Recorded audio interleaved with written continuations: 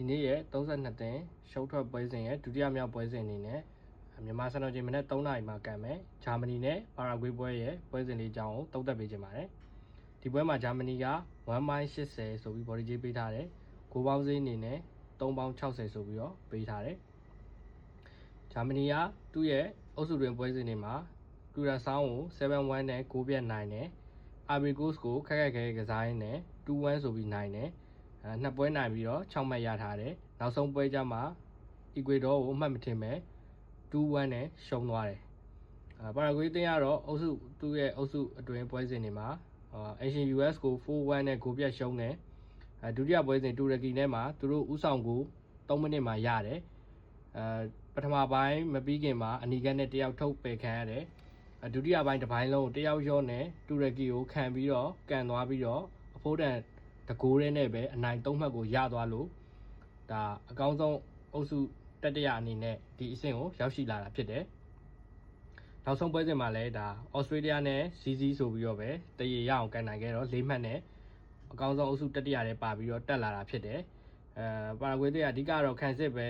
ကစားတယ်အုပ်စု3ပွဲလုံးမှာတွင်းကိုကလည်း2ဂိုးပဲရှိတာဖြစ်တယ်ဒီနေ့လည်းဒါဂျာမနီလိုအသင်းမျိုးနဲ့တွေ့နေတာဖြစ်တဲ့အတွက်သူတို့ကလည်းဒါခံစစ်ကိုပိတ်ဆို့ပြီးတော့ခံစစ်ပိတ်ဆို့ပြီးတော့ဂိုးတွေတွင်းဂိုးတွေအများကြီးခွင့်မပြုအောင်ပိတ်ဆို့ပြီးတော့ကစားလာမှာဖြစ်တယ်ဂျာမနီအသင်းကလည်းဒါအရှိနှစ်ပွဲမှာနိုင်ခဲ့ပြီးတော့နောက်ဆုံးတစ်ပွဲရှုံးသွားတယ်ဒါရှုံးထွက်ပွဲစဉ်တွေဖြစ်လာတဲ့လျောက်သူတို့ကလည်းဒါအနည်းဆုံးတကိုးတော့အနိုင်ကန်မှာဖြစ်တယ်ကြေးနေထားရတော့တကိုးတဲ့တွင်းရုံနဲ့ဆိုရင်တော့ရှုံးမှာဖြစ်တယ်အဲ့တော့ဂျာမနီ2-0ဆိုမှဒါbody အနေနဲ့ရမှာဖြစ်တယ်ပါရာဂွေးအနေနဲ့တော့တွင်းကိုတကိုးရဖို့ကလည်းတော်တော်ခက်ခက်ခဲခဲဖြစ်လိမ့်မယ်လို့ထင်တယ်အဲ့တော့ဂျာမနီတစ်ဖက်ထဲကတွင်းကိုတွေကိုပဲပို့ပြီးတော့မြင်ရမယ်ပါရာဂွေးအသင်းဘယ်လောက်ခံကန်နိုင်မလဲဆိုတဲ့အနေအထားကိုပဲကြည့်ရမှာဖြစ်တယ်ဂျာမနီအသင်းပေါ်ကိုကျွန်တော်ကတော့ဂျာမနီ body ကိုကြိုက်တယ်အနိုင်ဆုံးတကူကတော့ဖြစ်တယ်2ဂိုး3ဂိုးဂိုးတွေတွင်းနေနဲ့ကောင်တာအတက်နဲ့ပါရာဂွေးကဂိုးရသွားတာမျိုးဖြစ်နိုင်တယ်ဒီပွဲမှာဂျာမနီပြန်ပြီးပောက်ကွဲလာမယ်လို့ထင်တယ်